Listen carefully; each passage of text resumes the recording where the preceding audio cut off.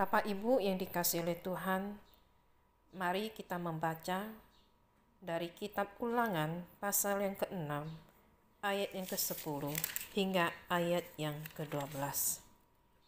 Firman Tuhan berkata, "Maka apabila Tuhan Allahmu telah membawa engkau masuk ke negeri yang dijanjikannya dengan sumpah kepada nenek moyangmu, yakni Abraham, Ishak, dan Yakub, untuk memberikannya kepadamu, kota-kota yang besar dan baik, yang tidak kau dirikan, rumah-rumah penuh berisi berbagai-bagai barang baik, yang tidak kau isi, sumur-sumur yang tidak kau gali, kebun-kebun anggur dan kebun-kebun zaitun yang tidak kau tanami. Dan apabila engkau sudah makan dan menjadi kenyang, maka berhati-hatilah supaya jangan engkau melupakan Tuhan yang telah membawa kamu keluar dari tanah Mesir, dari rumah perbudakan." Bapak Ibu yang dikasihi oleh Tuhan, apa yang terjadi kalau kita sudah menjadi kenyang? Mungkin kita akan menjadi mengantuk. Kalau kita makan terlalu banyak, maka perut kita menghadapi tugas yang berat, yaitu bekerja keras untuk mencernakan makanan. Apalagi kalau makanan itu tergolong yang susah dicerna. Misalnya makanan yang keras dan juga makanan yang sangat berlemak. Ketika energi dalam tubuh kita terkuras untuk mencerna makanan, maka tubuh akan bereaksi yang menyebabkan kita merasa lelah, bahkan ketajaman berpikir kita menurun setelah kita merasa lelah. Kita melupakan apa yang sebenarnya patut kita ingat, kita mulai mengantuk, dan pada saat-saat seperti itu kita lupa bahwa sebelumnya kita merasa lapar. Bapak Ibu yang dikasihi oleh Tuhan, dalam Alkitab rupanya Musa pernah mengalami hal tersebut. Karena itu, ketika ia memperingatkan umat Israel akan bahaya kemapanan atau serba berkecukupan, ia memakai satu bahasa kiasan tentang perut yang kenyang. Ia berkata, "Apabila engkau sudah makan dan menjadi kenyang, maka berhati-hatilah supaya jangan engkau melupakan Tuhan." Peringatan ini diucapkan Musa dalam rangka pidato perpisahannya.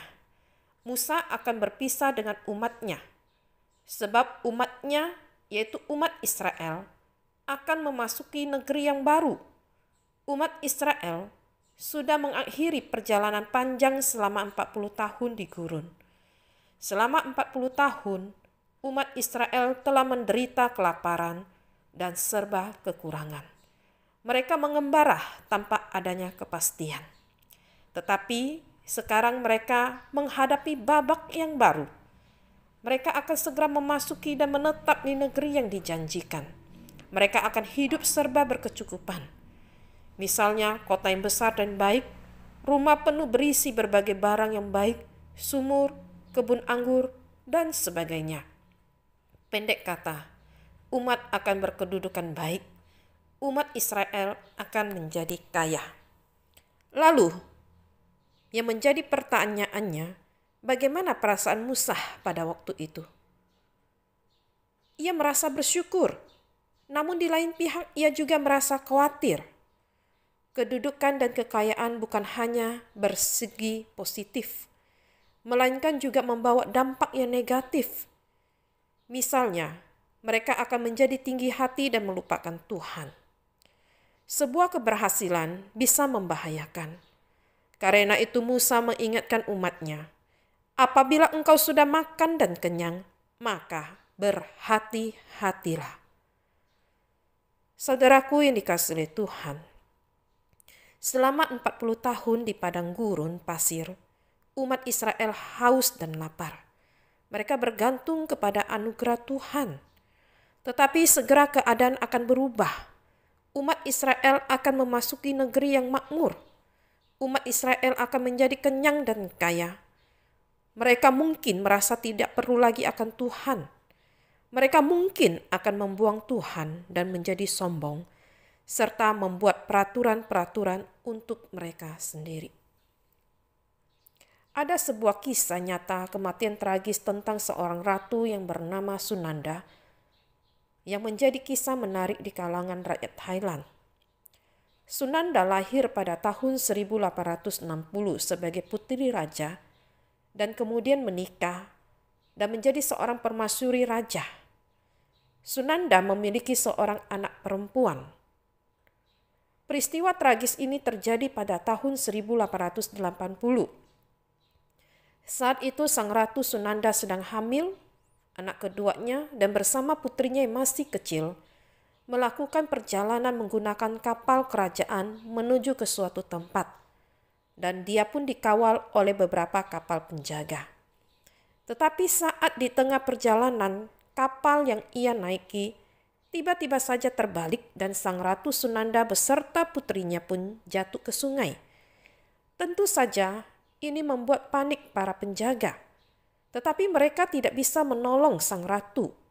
Bukan karena mereka tidak bisa berenang, tetapi karena adanya aturan yang dibuat oleh sang ratu sendiri, yaitu bahwa tidak ada siapapun yang boleh menyentuh seorang ratu dan anggota kerajaan lainnya apabila melanggar hukumannya adalah hukuman mati. Alhasil, para penjaga ratu pun hanya bisa menonton dan menyaksikan kejadian itu. Mereka bahkan diinstruksikan untuk tidak melakukan apa-apa oleh penjaga kapal lain yang juga menyaksikan kejadian itu. Semua dilakukan demi menaati perintah kerajaan yang dikeluarkan oleh ratu itu sendiri. Akibatnya, sang ratu Sunanda dan putrinya tewas tenggelam. Karena kejadian itu, raja kemudian segera menghapuskan peraturan tersebut. Saudaraku yang dikasihi oleh Tuhan, dari peristiwa ini kita belajar bahwa kalau seseorang merasa dia punya segalanya dan sudah menjadi sombong, akan membawa dampak yang tidak baik, bahkan membawa dampak yang tidak baik untuk dirinya sendiri, jatuh karena kesombongan diri. Itulah sebabnya Musa khawatir. Karena itu, detik-detik dalam perpisahan ini digunakan oleh Musa untuk memberi peringatan demi kebaikan umat itu sendiri. Ia berkata, "Dan engkau akan makan dan akan kenyang. Maka engkau akan memuji Tuhan Allahmu." Dikatakan di dalam kitab Ulangan pasal yang ke-8 ayat yang ke-10. Dalam Alkitab bahasa aslinya yaitu bahasa Ibrani, kata memuji di sini digunakan dengan kata barak yang berarti memberkati. Dan kata ini menjadi sangat janggal. Masakan kita memberkati Tuhan? Bukankah Tuhan yang memberkati kita? Perasaan janggal itu disebabkan karena kita sudah terbiasa memberi arti yang sempit terhadap kata memberkati, yaitu memberi materi dan fisik, misalnya diberkati dengan anak, diberkati pelajarannya, diberkati masa depannya, dan sebagainya. Barak atau memberkati di sini berarti memelihara hubungan yang mendalam. Menurut Musa, kalau kita sudah berhasil, janganlah kita meninggalkan Tuhan, melainkan memberkati Tuhan. Artinya di sini memelihara hubungan yang intim dengan Tuhan. Itulah maksud Musa ketika ia menggunakan kata barak. Barak bukan sekedar berarti memuji atau bersyukur seperti yang kita ketahui selama ini. Barak berarti memberkati. Kita terpanggil untuk memberkati Tuhan dalam arti memelihara hubungan yang akrab dengan Tuhan. Bukan hanya Tuhan yang memberkati kita, tetapi kita juga memberkati Tuhan. Saudaraku yang dikasihi oleh Tuhan, kalau kita sudah kenyang, ingatlah bahwa kita pernah merasa lapar. Dan jikalau kita sudah berhasil, ingatlah Tuhan yang turut campur tangan dalam keberhasilan kita. Janganlah kita melupakan Tuhan dan jadilah berkat bagi sesamamu. Kalau kita boleh ada hingga saat ini, melewati berbagai tantangan dalam kehidupan, itu semua karena pertolongannya. Sebab itu, marilah juga kita menyadari bahwa segala sesuatu yang kita miliki adalah berasal dari Tuhan. Sebagaimana Tuhan menganugerahkan berkat melimpah bagi Israel, Tuhan dapat memilih untuk memberikan atau mengambil apapun yang Tuhan inginkan dari kita. Saudaraku yang kasih oleh Tuhan, ada seorang kaya bertanya kepada pendetanya, "Pak Pendeta, mengapa orang menyebut saya pelit?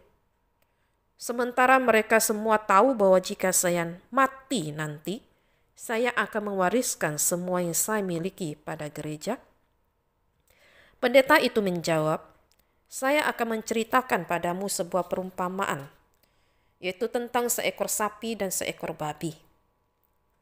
Kita tahu bahwa babi termasuk binatang yang kurang disukai orang, sedangkan sapi disayangi oleh banyak orang.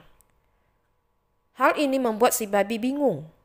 Ia berkata kepada sapi, 'Sapi, orang selalu memuji badanmu yang bagus dan matamu yang bening.